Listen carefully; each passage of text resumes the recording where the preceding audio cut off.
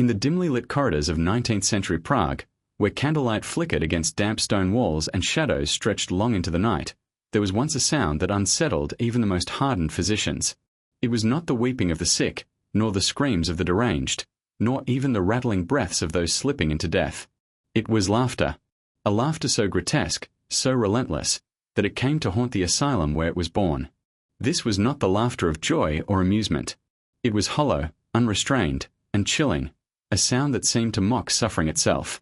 And at its center was a single patient, a man remembered only as the one who laughed at death. Prague in 1880 was a city caught between centuries. Its Gothic towers and medieval streets stood as silent witnesses to a time when superstition reigned, while its universities and hospitals wrestled with the dawning era of science. Medicine was advancing, psychiatry was emerging, but fear of madness still cast a deep shadow. Mental asylums were not yet places of healing. They were warehouses of despair, where society placed those it did not understand. Within the walls of such an institution, the story of the laughing patient unfolded, a story so strange that it blurred the line between medical case study and folklore, between psychological breakdown and supernatural curse. Imagine, for a moment, being a nurse walking through the asylum halls at night. The patients are quiet, some muttering in their sleep, others locked away in silence. Then, from the end of the corridor, you hear it, a low chuckle, followed by a sudden burst of uncontrollable laughter. It grows louder, echoing off the stone walls, until it feels as though the building itself is mocking you. Eyewitnesses describe this sound as impossible to ignore, a cruel reminder that within those walls dwelled a man who treated death itself as a joke. But who was this man? His name, if ever properly recorded, has been lost to time. The asylum's records were incomplete, riddled with inconsistencies, and some even deliberately destroyed in later years. What remains are fragments, notes scribbled in medical journals, whispers in local folklore, and the eerie legend that persisted long after his death. These fragments reveal a patient whose mind was consumed by laughter, whose response to grief, illness, and even his own decline was not sorrow or fear, but derision. To the doctors of the time, this was a puzzle they could not solve. Psychiatry was still in its infancy, and disorders of the mind were often explained away as hysteria, possession, or moral weakness. The patient's behavior resisted categorization. He was not violent, nor was he entirely incoherent. He simply laughed at funerals, laughed at the suffering of others, and most disturbingly, laughed at the prospect of his own mortality. His case challenged the very definitions of madness, leaving doctors to wonder, was this a neurological disorder, a psychological defense, or something far stranger? For those who worked inside the asylum, the laughter was not just a medical curiosity, it was a torment. Patients who heard it often became agitated, convinced that death was near. Some staff refused to enter his cell at night. There were stories of orderlies quitting their posts after being forced to sit with him during his fits. The laughter seemed to strip dignity from death itself, turning the solemn into the absurd, and in a culture that viewed death as sacred, this was nothing short of blasphemy. Beyond the asylum walls, word of the laughing patient began to spread through Prague. The city had always been fertile ground for legends. Tales of alchemists, haunted bridges, and restless spirits lingered in its narrow streets. It was only natural that a man who laughed at death would become another ghostly tale whispered by candlelight. To some, he was a cursed soul, punished for mocking a funeral procession. To others, he was possessed by a demonic jester, a spirit that delighted in misery. In every version, his laughter was not human, it was a signal of the unnatural. And yet, to dismiss this story as pure superstition would be too easy. Today, with modern medical knowledge, we recognize conditions that might explain such disturbing symptoms: gelastic seizures, pseudobulbar effect, or neurological damage that hijacks the brain's emotional responses. But in 1880, such explanations were impossible. The asylum staff could only watch as the patient's body weakened, even as his laughter grew more grotesque. Their journals reveal a morbid fascination with him, as though they were witnessing something beyond science, a man whose only weapon against death was deranged laughter. This is where our journey begins. A nameless patient in a forgotten asylum, whose final act would unsettle history. Over the next 2 hours, we will step inside the world of 1880 Prague, explore the chilling conditions of asylums, unravel the medical theories of inappropriate laughter, and confront the disturbing possibility that sometimes the human mind does not bow to death, but mocks it. The laughter of this patient has long since faded, but the questions it raised still echo. Was he merely a victim of a rare neurological affliction? Was his laughter a shield forged by trauma and madness? Or did his final moments reveal something far more unsettling, that in the face of death, some souls refuse silence, choosing instead to leave behind the sound of madness echoing through eternity? This is not just the story of a man. It is the story of the limits of medicine, the weight of folklore, and the terrifying possibility that laughter, the most human of sounds, can become the most chilling of all. And so, with the flicker of candlelight and the echo of hollow laughter, we begin. To understand the unsettling tale of the laughing patient, we must first step back into the world of Prague in 1880. The city was a paradox, a place where modernity brushed against centuries of superstition, and where every cobblestone seemed to echo with ghosts of the past. At the time, Prague was part of the Austro-Hungarian Empire, a sprawling monarchy bound by tradition yet pulled toward change. Its skyline was pierced by Gothic spires and medieval towers, looming above a population that struggled between faith, folklore, and the creeping influence of modern science. Walking through Prague in those years meant encountering stark contrasts. On one street, carriages rattled past gas lamps and coffee houses where intellectuals debated philosophy. On the next, beggars huddled in doorways, coughing with the unmistakable rasp of tuberculosis. The Charles Bridge, shrouded in mist from the vault of a river, stood as a timeless sentinel, a silent witness to centuries of plague, invasion, and sorrow. It was a city that wore its history on its face, and in 1880, it carried the weight of old fears even as it stepped hesitantly into a new century. Medicine was evolving rapidly across Europe, but psychiatry was still crude, experimental, and often cruel. While surgery and microbiology were beginning to show signs of progress, thanks to figures like Joseph Lister and Louis Pasteur, mental illness remained a dark enigma. Those considered mad were not understood. They were feared, hidden, and often abandoned.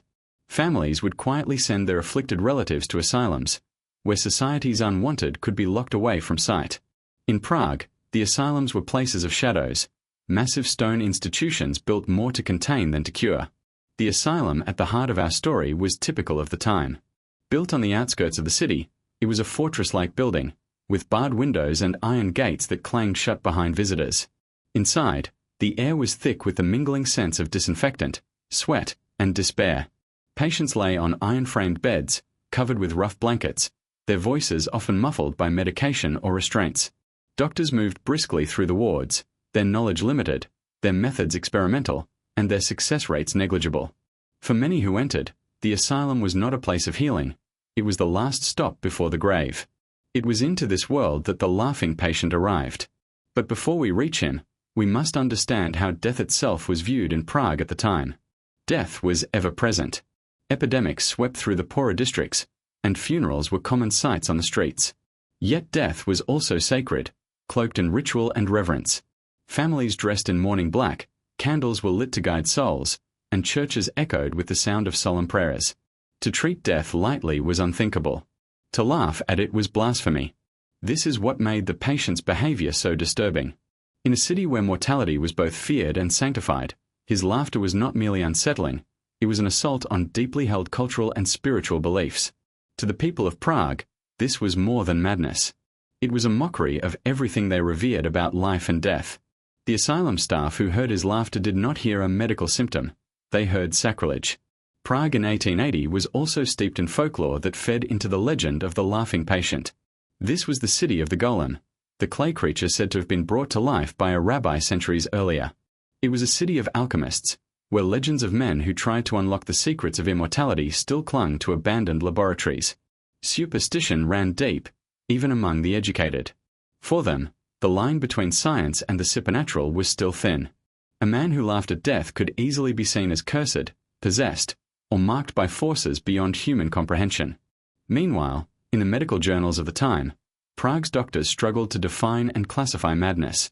The terms they used, mania, hysteria, melancholia, were broad, imprecise, and more descriptive than diagnostic. They had no true understanding of neurological disorders, no way of explaining conditions like epilepsy or pseudobulbar effect. When confronted with a patient whose laughter seemed unstoppable, they could only record observations, speculate wildly, and admit their ignorance. Their attempts to impose order on such chaos often created more horror than healing. The city itself seemed to echo the same contradiction. Old and new, sacred and profane, rational and irrational. At its heart was the asylum, a stone shell filled with people society did not want to see. And somewhere inside, there was a man whose laughter would turn that shell into something more than a building. It would become a stage for one of the strangest and most disturbing spectacles of 19th century mental history. As we step closer to his story, it is important to remember the setting in which it occurred. This was not the sterile, fluorescent-lit hospital ward we know today. This was a place of shadows, where science was young, superstition was old, and death was always near. A place where laughter could cut through silence like a knife, and where a single man's refusal to weep at death could transform him from patient into legend. And so, as we leave behind the fog-draped streets of Prague and pass through the iron gates of the asylum, we move closer to the patient himself, a man whose identity remains uncertain, but whose laughter has never been forgotten. The asylum records from Prague in 1880 are incomplete, fragmented by time, and in some cases deliberately destroyed. What little remains about the laughing patient reads like pieces of a puzzle where crucial parts have been lost forever. His name is uncertain. In some accounts, he is listed as a soldier returning from the Austro-Prussian War. In others, he appears as a destitute laborer abandoned by family. A few fragments describe him as a tradesman from the countryside whose strange condition made him a burden on his community. The inconsistencies make one thing clear: whoever he was, society did not preserve his identity, only his symptoms. He was remembered not for his life, but for his laughter. According to a surviving note from a physician's journal, the patient arrived in the asylum sometime in the winter of 1880. He was thin, pale, and disheveled, his clothes worn from travel and hardship. His eyes, described as wild but oddly amused, gave the impression of someone who was both fully present and entirely lost in his own world. From the very beginning, the staff knew he was different. Patients typically arrived with fear, confusion, or rage. He arrived with a grin. And within hours of his admission, the halls of the asylum were echoing with his laughter. The laughter itself was what unsettled people most. It was not the warm, human laughter of joy, but something hollow and distorted. It would begin softly, like a suppressed chuckle, and then swell into a manic, unstoppable fit. At times it resembled mockery, at others, hysteria. Witnesses described it as humorless, like a performance for an audience only he could see. What made it particularly disturbing was its timing. He laughed not at jokes or levity, but at funerals, at news of illness, at the groans of the dying. When death came near, his laughter became louder, almost triumphant. The staff attempted to interview him, to coax a narrative from the chaos, but his responses were elusive. When asked why he laughed, he often shrugged or responded with more laughter. Some notes suggest he mumbled about death being a joke or the great trick. Others claimed he would tell fragments of stories about seeing men fall in battle, about priests offering last rites, about coffins lowered into the ground, all punctuated by laughter. This led some doctors to speculate he was a traumatized soldier, scarred by war. Others believed he had suffered some great personal loss, perhaps a family, that had twisted grief into grotesque amusement. The truth is we may never know. What is known is that his condition defied easy categorization. In the medical lexicon of the time, there were no precise terms for what they were witnessing. Some doctors labeled him morose and hysterical. Others wrote of moria, a term used for inappropriate mirthfulness linked vaguely to madness. A few even wondered aloud whether his laughter was a symptom of epilepsy, though they lacked the tools to prove it. To the asylum's director, he was simply a curiosity, someone who unsettled staff but fascinated physicians. Among the other patients, however, he was a terror. His laughter disrupted the fragile silence of the wards. When someone died, instead of solemn quiet, his voice filled the room, cackling and howling as though mocking the departed. Many patients begged to be moved away from him. Some refused to eat if they heard his laughter nearby. Nurses reported that weaker patients believed his presence brought death, as though he was cursed. The asylum, already a place of fear and despair, became a stage for his dark performances. There were also reports of physical decline. His health seemed fragile from the beginning. Some descriptions note a persistent cough, bouts of fever, and weakness in his limbs. Yet even as his body weakened, his laughter did not. On days when he could barely sit upright, he would still erupt into fits that shook his frame, leaving him gasping for air. The contrast was unnerving. A dying man who could not stop laughing at death itself. Outside the asylum, rumors began to spread. Prague was a city alive with folklore, and the story of a man who laughed at death was irresistible. Some said he had once mocked a funeral procession in the streets and was cursed for his blasphemy. Others believed he had made a pact with dark forces, and that his laughter was the devil's echo. For ordinary people, who already feared mental illness, the laughing patient became less a man than a legend, proof that some souls were beyond saving. For the doctors, the case was both a challenge and a humiliation. They prided themselves on progress, on bringing order to madness through observation and treatment. But this patient defied their categories. He was not violent, not incoherent, not catatonic.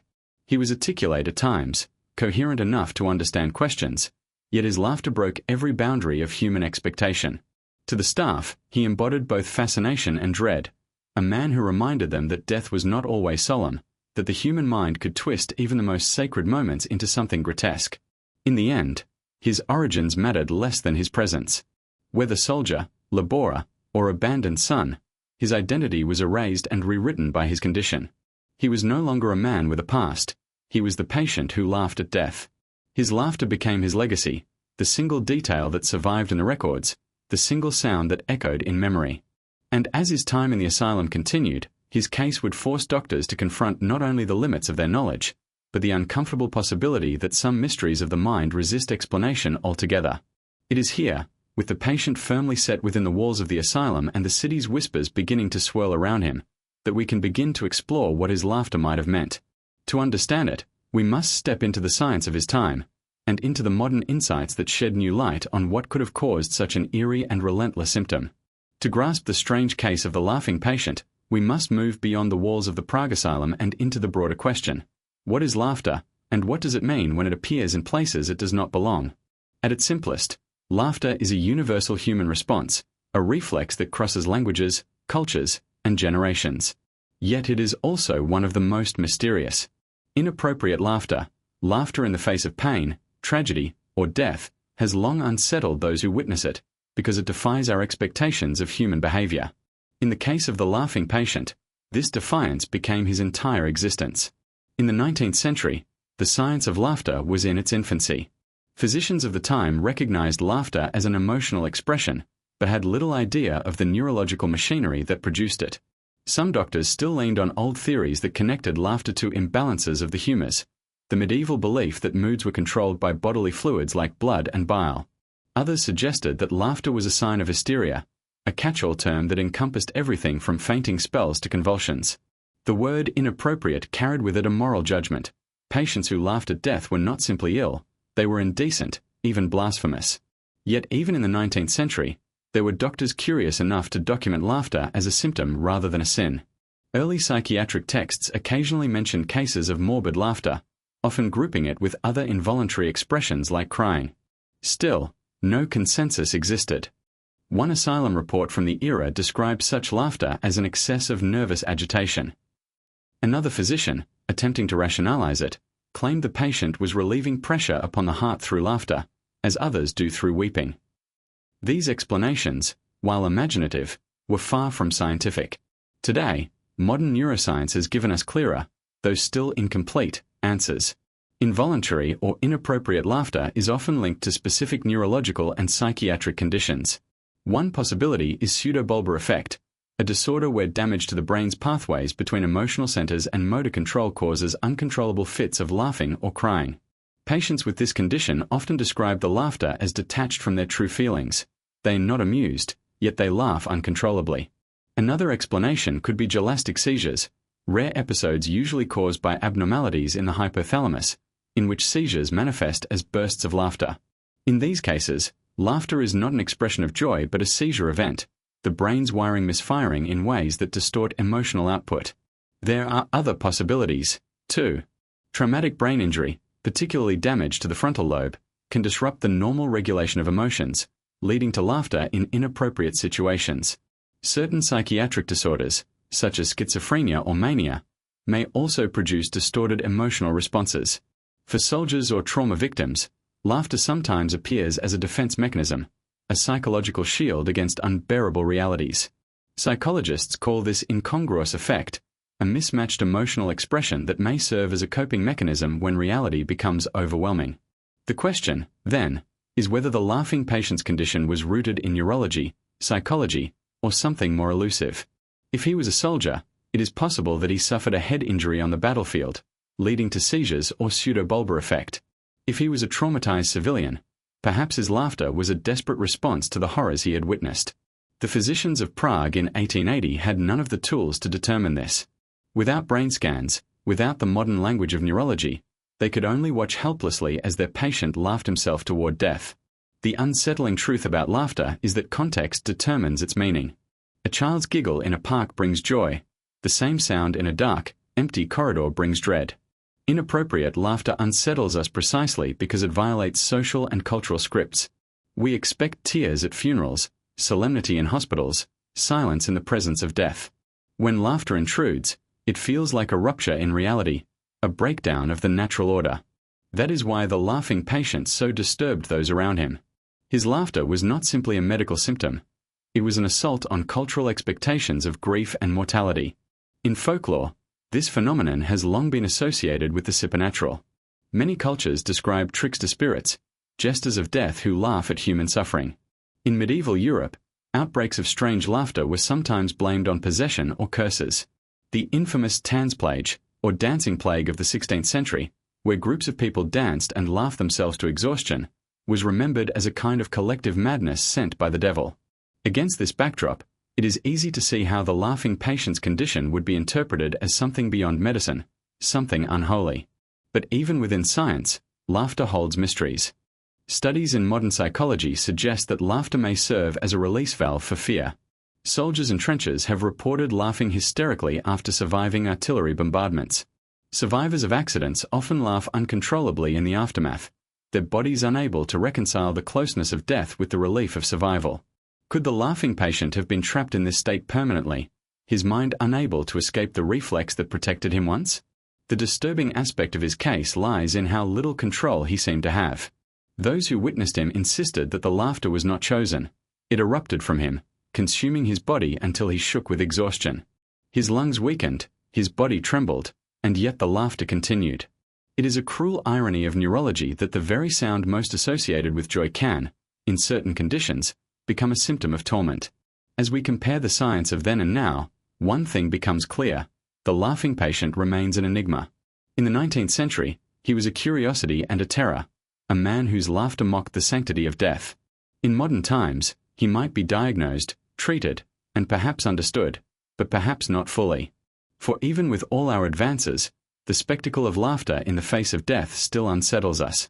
It forces us to ask, is this the brain breaking down, or is it revealing some truth about mortality that we cannot face? The doctors of Prague were left with no answers. They documented, they speculated, but they could not stop the laughter. And as the patient's case deepened, as the halls of the asylum echoed with that mocking sound, they began to turn their attention to his daily life inside the institution. What was it like to live alongside such a man? What horrors did his presence create within the fragile ecosystem of the asylum?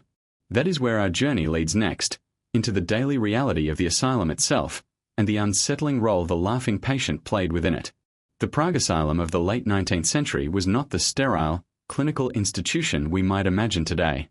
Instead, it was a place where medicine, superstition, and cruelty blended into a disturbing reality. Patients were locked away not only for their safety but often for the comfort of society, which preferred to hide its undesirable citizens. The walls of such asylums became prisons of forgotten souls, where suffering was routine and where humanity itself seemed to unravel. Into this environment, the laughing patient was thrust, and his presence would reshape the daily life of both inmates and staff in ways that few could endure. The asylum was a cold place, both in its stone construction and in its atmosphere. The rooms were damp, the air heavy with the stench of unwashed bodies and disinfectants. Patients often lived in overcrowded wards, their beds little more than straw mats or iron frames with thin blankets. At night, the cries of the disturbed echoed down long corridors, screams, muttering, sobs, and the rattling of chains for those deemed too dangerous to roam free. But above all, one sound cut through the chaos: the relentless, haunting laughter of a man who seemed incapable of silence. For the other patients, this laughter was unbearable. In the asylum, each person carried their own torment, delusions, paranoia, visions of demons, or memories of trauma. The asylum was meant to contain these miseries, but laughter twisted them further. Some patients began to fear the laughing patient, believing him to be a demon in human form. Whispers spread through the wards. He was cursed, he was mocking God, he was laughing at the dead who lingered in the asylum's halls. For the already fragile minds of the inmates, this was fuel for delusion.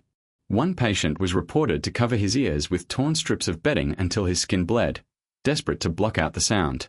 Another refused to eat, claiming that the food had been poisoned by laughter. The staff fared little better. For doctors and attendants, the asylum was already a grueling workplace. The medical knowledge of the time was limited, and treatments often involved crude methods: cold baths, purgatives, restraints, or the terrifying rotational chair, which spun patients until they vomited or fainted.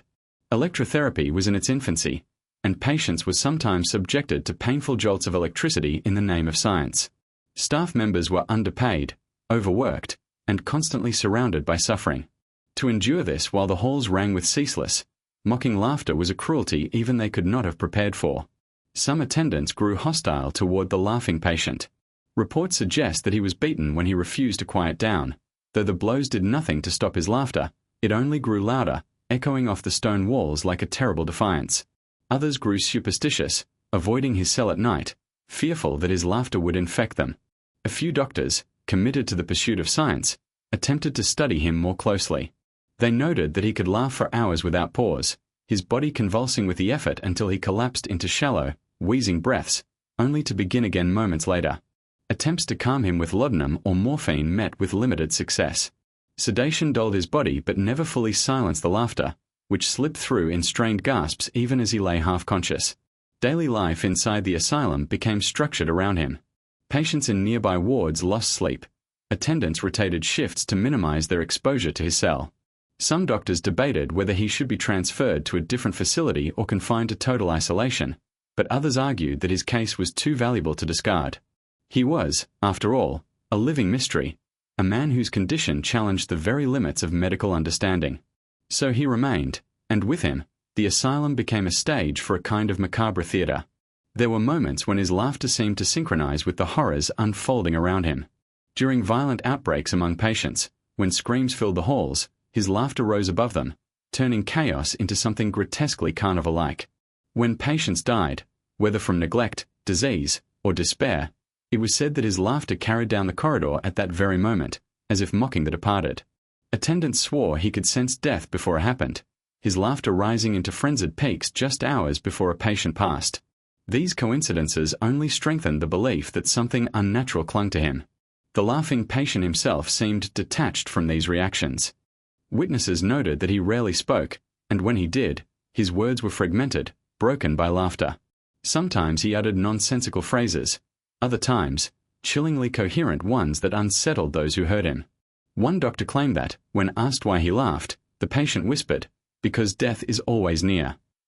Whether this was a symptom of madness, a moment of lucidity, or an invention of the terrified doctor, no one could say for sure.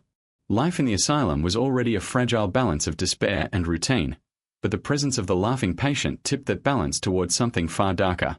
For those trapped within its walls, he became both symbol and tormentor, a reminder that madness could strip away even the most sacred of human responses.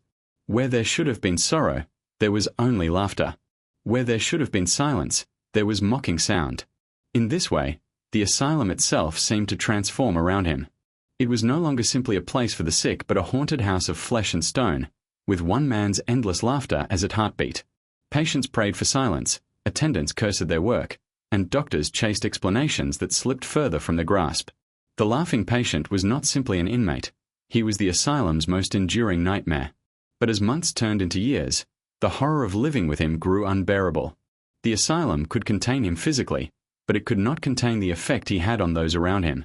Fear spread, morale collapsed, and even the strongest attendants began to falter.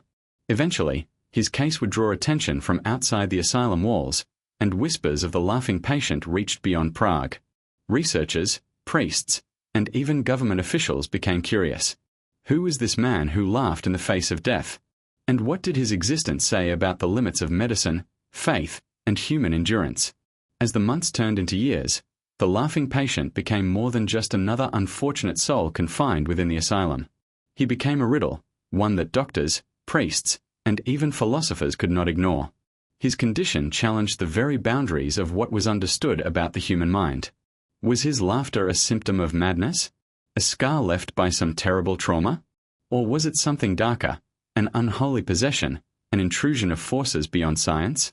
The theories that surrounded him were as varied as they were disturbing, and each one revealed as much about the society of 19th century Prague as it did about the man himself. The first and most obvious explanation was madness.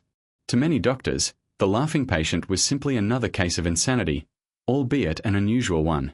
The medical community of the late 1800s was beginning to explore the brain in new and fascinating ways.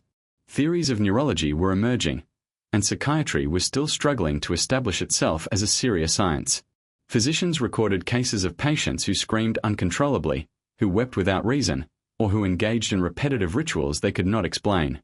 Uncontrolled laughter, then, might have been seen as a cousin to these conditions, a bizarre neurological tic, perhaps the result of damage to the brain. Some doctors speculated that the man suffered from what we might now call a form of pseudobulbar effect, a disorder in which damage to neural pathways causes uncontrollable fits of laughter or crying. Others proposed that epilepsy might explain his symptoms, as gelastic seizures, though little was known of them at the time. The idea of brain lesions or hidden tumors was whispered about, though without the diagnostic tools of modern medicine, these remained only guesses. Still, the thought that his laughter was a purely medical phenomenon gave doctors some comfort. It placed the mystery within the realm of science, however incomplete their understanding may have been. Yet not all were satisfied with such explanations. There was something about his laughter that defied simple categorization. Patients with neurological disorders might laugh, but rarely did their laughter carry the chilling resonance described by those who heard it. Rarely did it persist for hours on end, echoing with a rhythm that seemed almost deliberate. And rarely did it occur with such unnerving timing, coinciding with death, violence, or moments of despair. For many in the asylum, both staff and inmates, the laughter was too pointed, too knowing, to be written off as mere accident of the brain. This led to the second theory, trauma. Some believed that the laughing patient had endured horrors so great that his mind had splintered. In the late 19th century, Prague was a city alive with political upheaval, poverty, and disease. Wars, uprisings, and epidemics scarred entire generations. Could it be that this man had witnessed something so terrible that his psyche had shattered, leaving only laughter as a defense against pain?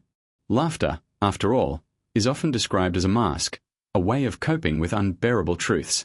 Perhaps his laughter was not joy but an endless scream, twisted by his mind into something his body could tolerate. Supporters of this theory pointed to the occasional coherence of his words.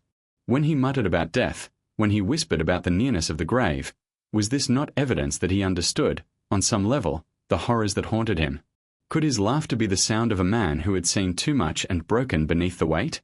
To these observers, his condition was a tragic testimony to the fragility of the human spirit, proof that trauma could warp the mind into grotesque new shapes. But outside the asylum walls, where superstition still held great sway, a darker explanation took hold. Many began to whisper that the laughing patient was not a man suffering from illness, but a vessel of possession. The Catholic Church, still a powerful presence in Prague, regarded unexplained phenomena with wary eyes. Laughter had long been associated with the demonic in Christian lore. The devil himself was said to mock humanity with cruel mirth.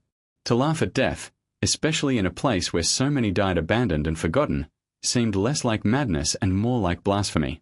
Priests who heard of his case argued that his laughter was not his own but the voice of something inhabiting him. Some even claimed that his laughter caused death, that it was a curse unleashed upon those who heard it.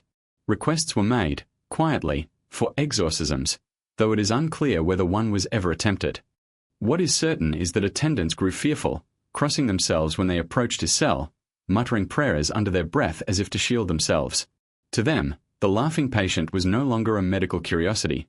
He was an omen, a living warning of powers beyond mortal control. Between these conflicting theories, science, trauma, and possession, the man himself remained unchanged. He laughed, day after day, year after year, impervious to speculation. Doctors scribbled notes, priests whispered prayers, patients shrieked in terror, and still his laughter echoed down the corridors. The very inability to explain him became its own kind of horror. In a world eager to categorize and control, he was uncategorizable, uncontrollable. His presence mocked the limits of human knowledge as surely as his laughter mocked the solemnity of death. The case of the laughing patient ultimately reveals the clash between belief systems of the era. Medicine sought to strip away superstition, but it lacked the tools to provide answers. Religion offered explanations steeped in fear and morality but could not alleviate the suffering. Trauma theory, still nascent, suggested that human experience could fracture the mind in unseen ways, but it, too, left questions unanswered. Each explanation reflected not just attempts to understand him, but the anxieties of a society caught between the past and the modern age. The laughing patient became a mirror, reflecting back the fears of those who studied him. To doctors, he represented the terror of the unknown body. To priests, he was the embodiment of spiritual corruption. To fellow patients, he was a living nightmare, a reminder that sanity could be lost in the most grotesque of ways. And to all of them, he was a man who defied death's solemn silence with laughter, a sound so unnatural it seemed to belong to another world entirely. Yet despite the speculation, the truth remained out of reach. No theory could fully contain him. He was a mystery that resisted closure, leaving only questions. Was he ill, traumatized, possessed, or something else entirely? Was his laughter a symptom, a scar, or a curse? The absence of answers ensured that his legend would grow, passed down not as a clinical case study but as a chilling tale that blurred the line between science and superstition. By the late 1880s, the tale of the laughing patient had escaped the confines of the asylum's walls. What began as whispers among attendants and physicians soon spread into the streets of Prague. The city was a place where folklore thrived, where cobblestone alleys carried ghost stories, where taverns echoed with tales of spirits and demons, and where the Gothic skyline itself seemed to encourage belief in the supernatural. Against this backdrop, the story of a man who laughed endlessly, who mocked death itself, found fertile ground. It did not take long before the laughing patient became more than a medical curiosity. He became a figure of cultural obsession, equal parts terror and fascination. In local taverns, the tale was retold with dramatic exaggeration. Patrons whispered of a man whose laughter could kill, who laughed at funerals, who had once looked into a priest's eyes and cackled until the holy man fainted. Children dared one another to sneak near the asylum walls at night, straining to hear the faint echoes of laughter drifting on the wind.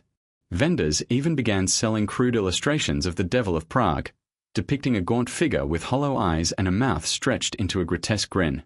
Though most had never seen him, the image of the laughing patient began to take shape in the public imagination. The press, too, played its role. Prague's newspapers were fascinated by the bizarre case. Articles were published describing a man possessed by unholy joy and speculating on the failures of modern medicine to control him. Some papers framed the case as evidence of scientific incompetence. How could doctors claim authority over the mind if they could not silence one man's laughter? Others leaned into the supernatural, suggesting that the asylum was haunted and that the patient was no longer fully human. Sensational journalism turned his existence into a spectacle, and the more people read, the more the legend grew. For the common people of Prague, already living in a time of poverty, disease, and political unrest, the laughing patient became a symbol of unease. Death was not an abstraction in the 19th century. It was a constant presence, striking families with cholera, tuberculosis, or hunger. Funerals were frequent, mourning was familiar, and the dignity of death was respected as one of the few sacred certainties in life. To imagine a man who laughed in the face of that sacred ritual was horrifying. It felt like an insult not just to the dead, but to the living who mourned them. His laughter seemed to desecrate the very boundary between life and death. And yet, for others, there was a perverse fascination. Some intellectuals of the time, influenced by the rise of Romanticism and Gothic literature, saw the laughing patient as a tragic figure, a man caught in the grip of a condition that revealed the absurdity of human existence. They compared him to literary figures like the fool, the clown, or even Mephistopheles, the trickster who exposes truths others fear to face. To these thinkers, his laughter was not merely madness but a commentary on the futility of life and the inevitability of death. Was he, perhaps, the only one brave enough to laugh at the void? Within the asylum, visitors began requesting to see him. Doctors entertained colleagues, government officials, and even foreign guests who came out of morbid curiosity. Accounts suggest that some left disturbed, others skeptical, but all were affected. The image of the patient, convulsing with laughter in his cold cell, remained burned into their memory. Word of his existence began to reach beyond Prague, spreading to Vienna, Berlin, and even Paris. In the salons of Europe, his case was discussed as both a medical anomaly and a symbol of the bizarre, grotesque character of the human mind. The church's stance added yet another layer of intrigue. Local priests warned their congregations to beware of the laughing patient's influence. Some sermons spoke of him as proof of the devil's work in the modern age, a reminder that even as science advanced, evil still walked among men. Pilgrims from surrounding towns came to Prague not only to see its famed architecture and cathedrals but also in the hopes of glimpsing, or at least hearing, the infamous laughter. Religious tracts circulated describing him as a sign of God's wrath, a warning that mankind was straying too far from faith in its obsession with science and progress. At the same time, the asylum itself became a place of grim fascination. People gathered outside its gates, hoping to catch the echo of laughter on the wind. Some claimed they heard it when no sound was present, their imaginations filling the silence. Others swore they had seen a pale figure staring from the barred windows, mouth twisted into a cruel smile. The asylum's reputation darkened, no longer seen as simply a place for treatment but as a haunted site, a house of horrors where something unnatural was confined. In this way, the laughing patient moved from medical record to urban legend. He became a story parents told their children to keep them from misbehaving. If you laugh at death, the laughing patient will come for you. He became a symbol in art, in whispered songs, and in local folklore. For the people of Prague, his existence blurred the line between fact and myth, between the world of flesh and the world of spirits. What is most striking is how quickly the narrative around him adapted to fit the needs of the time. For doctors, he was a challenge to knowledge. For priests, he was a warning of sin. For the common people, he was a monster at the edge of their world, embodying the chaos they feared but could not explain. In all of these interpretations, the truth of the man himself, the actual patient behind the laughter, was obscured. He ceased to be a person and became instead a symbol, a legend, a story retold until no one could separate fact from invention. By the close of the decade, the laughing patient was no longer just an inmate in an asylum. He was the city's secret, its shame, and its fascination. His laughter echoed not only in the halls of the asylum but in the minds of all who spoke of him. He was a man who had become myth, and once myth takes hold, it is nearly impossible to silence. By the time the laughing patient's legend began spilling into the streets of Prague, the asylum's doctors faced growing pressure. It was no longer enough to merely contain him. They were expected to explain him, perhaps even cure him. In a society eager to prove that science could outshine superstition, the medical profession needed answers. And so the patient became the subject of a series of experiments, attempts to silence his laughter, to tame it, or at the very least to understand its source. These efforts ranged from the desperate to the cruel, and in their failure, they revealed as much about the limitations of 19th century medicine as they did about the mystery of the man himself. The first attempts were simple. Doctors prescribed opiates, laudanum, morphine, and tinctures meant to sedate the nervous system. For ordinary patients, these drugs provided temporary calm, sometimes even deep sleep. But with the laughing patient, the results were inconsistent. On rare occasions, morphine dulled his body into stillness, his limbs heavy, his eyes half shut. Yet even in this state, faint chuckles slipped through his lips, as if his laughter existed beyond his conscious control.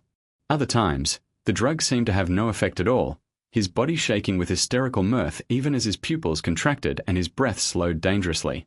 It was as though laughter had rooted itself deeper than flesh, beyond the reach of chemicals.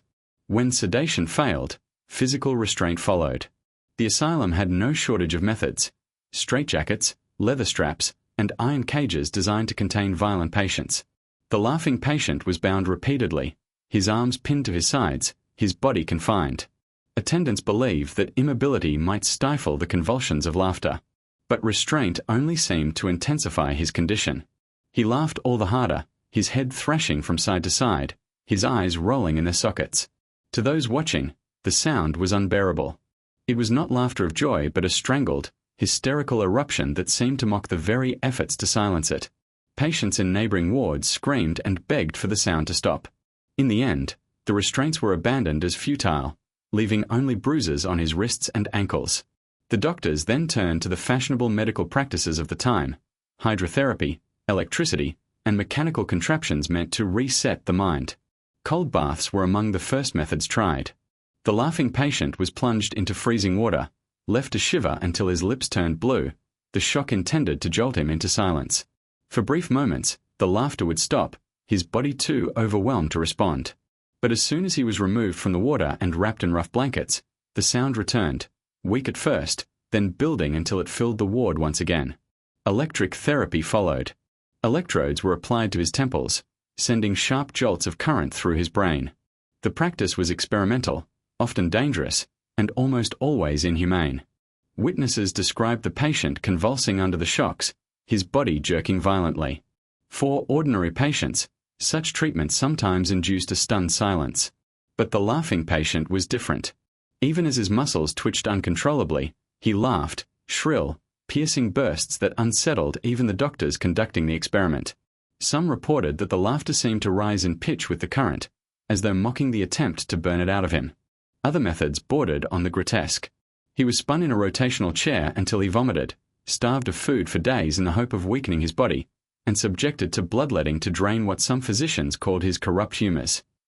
None of it worked. The laughter persisted, outlasting every remedy, every cruelty. In fact, many attendants swore that it grew louder after each failed attempt, as though he found amusement in the futility of medicine itself. Among the doctors, debates raged.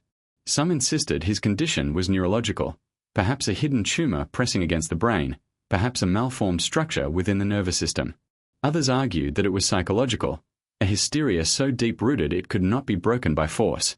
A minority, though reluctant to admit it publicly, confessed their fears that something else was at play. How could laughter survive morphine, electricity, freezing baths, and starvation? How could it continue when the body itself seemed near collapse? One physician noted in his journal, "I believe the laughter will outlast the man. Should he perish, I fear the sound will echo still." The patient's resilience also bred paranoia among the staff. Some attendants whispered that he enjoyed the treatments, that his laughter was not suffering but mockery, directed at those who tried to control him. Others grew convinced that the experiments themselves had angered whatever force possessed him, and that each failed attempt only made the entity stronger. Superstition crept into the medical halls. Attendants began refusing to enter his cell alone, claiming that his laughter followed them even after they left, ringing in their ears at night. Despite the cruelty of these treatments, not all attempts were born of malice. There were those among the doctors who truly sought to understand, who believed that if they could explain his laughter, they might uncover something revolutionary about the human mind. For them, the laughing patient was not just a tragedy but an opportunity, a case study that could reshape the field of psychiatry. They sketched diagrams of his skull, measured his pulse during his fits, and took meticulous notes on his breathing patterns. But the notes only repeated the same refrain. His laughter was constant, inexplicable, and immune to intervention. Each failure deepened the asylum's reputation. Outside its walls, rumors grew that the doctors were torturing the man, that their experiments were not about cure but about punishment. Some even believed the asylum had created the condition itself, that they had driven an ordinary man to madness and now could not undo their cruelty. The truth, as always, lay somewhere in between. The laughing patient was both victim and spectacle, caught between the clumsy hands of medicine and the fearful whispers of superstition. By the end of the decade, the doctor's attempts had accomplished nothing. The laughter remained as relentless as ever, a sound immune to science. And yet, in their failure, they had ensured that his story would endure. For every shock, every bath, every restraint, every failed drug, the legend of the man who could not stop laughing only grew stronger. To some, he was proof of medicine's limits. To others, he was evidence of darker forces science could never touch. But to all, he was an enigma, untouched, undefeated, and still laughing in the face of every attempt to silence him. As the years dragged on, the asylum staff came to accept a grim truth: the laughing patient could not be cured. His condition defied medicine, restraint, and reason alike. Yet time, that cruel and patient force, wore him down in ways no treatment could. His body, once vigorous despite its endless convulsions, began to show signs of decay. The laughter never waned, but the vessel that carried it slowly unraveled. What followed were the final, haunting days of a man whose very existence seemed to mock life, death, and everything in between. By the end, his body was skeletal. Prolonged malnutrition, whether from starvation, neglect, or the sheer physical exertion of laughter, had left him gaunt, his bones pressing against his skin. His hair thinned, turning white long before its time. Yet his eyes still glistened with an eerie vitality, wide and feverish, as if some force burned inside him even while his body rotted around it. His lips cracked and bled from overuse, but the smile, twisted, ghastly, never faded. The laughter, once booming and relentless, became raspier, but never ceased. It rattled through his throat like broken machinery, the sound more terrifying in its weakness than it had ever been in strength. Attendants noticed that his health began to decline after one particularly brutal winter. The asylum was cold, its windows cracked, its halls filled with drafts. Many patients perished that season, their bodies unfit for the icy chill. The laughing patient, however, did not die. He survived the cold, though not unscathed. His laughter took on a new character, wheezing, hollow, punctuated by fits of coughing. Yet even when blood flecked his lips, the sound continued. Some claimed it grew more grotesque, as if mocking the idea that death itself could silence him. The doctors were divided about his fate. Some believed he was finally succumbing to consumption, the dreaded wasting disease. Others thought his constant exertion had simply exhausted his organs beyond recovery. A few, however, whispered that his body was dying, but whatever animated his laughter was not. This theory haunted the asylum halls, the idea that death might free the laughter, unleashing it without a body to contain it. The staff's fear grew so great that some refused to enter his cell at all, leaving him to wither alone. In his final weeks, the air of his chamber grew unbearable. The smell of rot and sweat filled the small space, mingled with the ever-present sound of laughter that scraped against the nerves of anyone within earshot. Patients in adjoining rooms began to lose their sanity faster, driven to shrieks and sobs by the endless noise. One patient gouged his own ears, claiming he could still hear the laughter echoing inside his skull. Another hanged himself with his bed linens after screaming that the laughing patient's voice was following him into his dreams. As his death approached, attendants observed strange phenomena. His laughter would sometimes stop abruptly in the dead of night, plunging the asylum into a tense silence. Staff would rush to his chamber, thinking at last he had died, only to find him staring at them, his chest barely rising, a cruel smile stretching across his withered face. Then, without warning, the laughter would erupt again, louder and more violent than before, as though mocking their hope for peace. Some said his laughter echoed through the halls even when his lips were still, as if the sound had detached itself from his body entirely. The moment of his death was never recorded with certainty. One account, written by a junior doctor, describes it as follows. The patient's laughter grew softer over several hours, dwindling into faint, rattling gasps. His chest heaved, his eyes rolled back, and then, for the first time in decades, silence filled the room. The attendants stood frozen, unable to believe it was over. But just as they began to relax, a sound erupted, not from his mouth, but from the walls themselves. A hollow, echoing laugh that seemed to come from everywhere at once. The attendants fled the chamber, refusing to re-enter until morning. When they returned, the patient's body was cold, his face still twisted into its eternal grin. Other versions claim something even more disturbing, that his laughter did not fade gradually but instead ended with one final, piercing cackle that rang through the asylum so loud it shook dust from the rafters. Patients screamed, attendants fell to their knees, and then came silence so absolute it felt unnatural. In that silence, they found his corpse, jaw locked open as though frozen mid-laugh. Some swore they saw his lips twitch even after death, as if trying to form one last chuckle. The body was quickly removed from the asylum, though not before strange rumors spread. The doctors, desperate to avoid scandal, ordered a hasty burial in an unmarked grave. Yet many attendants claimed they could still hear faint laughter coming from the earth when they lowered his coffin. Others insisted that, for weeks after, the asylum halls still echoed with his sound, though his chamber was empty. Whether embellished or not, the accounts of his death only deepened the mystery. Did death finally bring him silence, or did it release his laughter into something untethered, something that no coffin could contain? The records offer no certainty. What they do confirm, however, is that his death brought no relief to the asylum. Patients continued to complain of hearing his voice at night, attendants whispered of shadows moving in his empty cell, and the legend of the laughing patient only grew darker. In the end, his death was not an ending at all. It was a transition, from flesh and bone to rumor and myth. The laughter that had haunted the asylum for years did not die with him.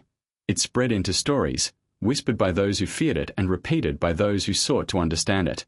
And so, long after his body rotted beneath the earth, the question remained, did the laughing patient ever truly die, or is his laughter still echoing somewhere, waiting for someone new to hear it? The death of the laughing patient did not bring peace to the asylum. If anything, it birthed something far stranger, more insidious than the man himself had ever been. For decades his laughter had been confined within the thick walls of Prague's asylum, tormenting those unfortunate enough to be housed or employed there. But once his body was in the ground, the sound seemed to escape into the world beyond. The silence of his chamber did not silence his memory. It amplified it.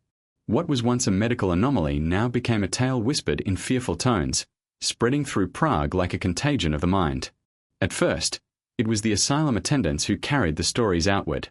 Many of them left their positions after his death, claiming they could not endure the atmosphere of the building any longer. They spoke of eerie echoes in the halls at night, voices repeating his laughter, and shadows pacing the corridors when no one was there. One orderly told of hearing laughter during evening prayers in the chapel, a place meant to be sacred and quiet. Others swore they heard his voice through the asylum walls even after his burial. These stories reached their families, their neighbors, and soon the broader city. The citizens of Prague, already steeped in centuries of superstition, quickly attached sinister meaning to the case. To them, this was not a mere patient but a soul cursed by God or possessed by a demon. Folklore grew overnight. Some claimed the patient had made a bargain with death itself, cheating the reaper by turning mortality into a joke. His endless laughter, they said, was proof that death feared him, and when he finally died, death made sure his laughter remained to mock the living. Mothers in the city began warning their children, if you laugh too long at misfortune, you will become like the man who laughed at death. The asylum itself became a place of whispered dread. Visitors reported feeling uneasy when walking near the wing where he had been kept. Some described sudden bursts of laughter in empty corridors. Others claimed to see his face at barred windows, even though his chamber had been sealed. Asylum staff sometimes spoke of doors slamming on their own, or papers fluttering from desks as if disturbed by unseen hands. Whether these were tricks of the mind, products of exhaustion, or genuine hauntings, they only added fuel to the growing folklore. One particularly chilling rumor insisted that the patient's laughter had infected others. Within a year of his death, a handful of new patients reportedly arrived at the asylum exhibiting uncontrollable fits of giggling or cackling. Though doctors classified these cases as hysteria or epilepsy, whispers among the staff suggested something else, that the laughing patient's madness had seeped into the very bricks of the asylum, and anyone who stayed too long risked catching it. These laughter contagion stories gained traction outside the asylum, spreading into taverns and churches alike. Soon, the legend was no longer confined to medicine but had become part of Prague's cultural memory. Folklorists began to adapt the tale. In some versions, the patient was a sinner punished for mocking a priest. In others, he was cursed after desecrating a graveyard. Some said he was a thief who had laughed when his victims begged for mercy, only to find himself trapped forever in laughter that could not stop. Still others claimed he was a messenger of doom, that hearing his laugh, even after his death, was a harbinger of personal misfortune. These stories varied, but they all held the same kernel of dread, that laughter, something so human and innocent, could be twisted into something monstrous. As decades passed, ghost stories began to crystallize around the asylum. Travelers to Prague reported being told about the Laughter House, a cursed institution where the walls themselves whispered madness. Local guides warned curious visitors not to linger near the asylum after dark, lest they hear the patient's laugh carried on the wind. By the turn of the century, these tales had become so pervasive that writers and journalists occasionally sought them out, weaving the story into articles and Gothic fiction. The laughing patient was no longer just a medical footnote. He was a phantom haunting the imagination of Europe. The asylum's reputation declined sharply in the years following his death. Families became increasingly reluctant to send relatives there, fearing that the building itself was tainted.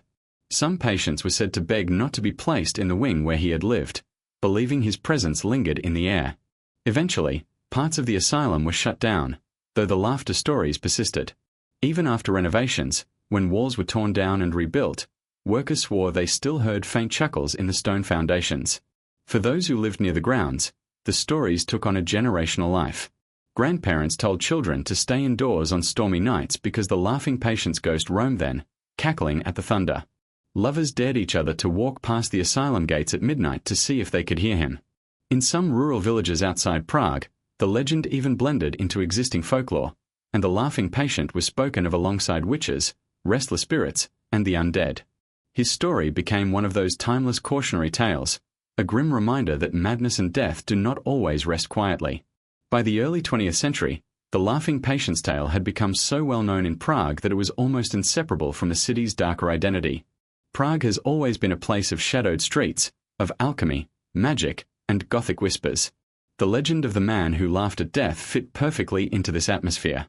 Guides would sometimes embellish the story for tourists, speaking of unmarked graves, cursed wards, and invisible laughter echoing in the cathedrals. Yet beneath the exaggerations lay the real tragedy of a man who lived and died in torment, remembered not for who he was but for the sound he could never silence. And so, long after the patient's body was buried and forgotten, his legend remained alive in the city's folklore. For the people of Prague, he had become a symbol of something larger, a warning about mocking the forces beyond human control, a ghost who blurred the line between medicine and myth, and a reminder that some forms of madness refused to stay confined within walls or coffins. His laughter may have stopped in the asylum, but it lived on in stories, haunting generations who never once heard it in life.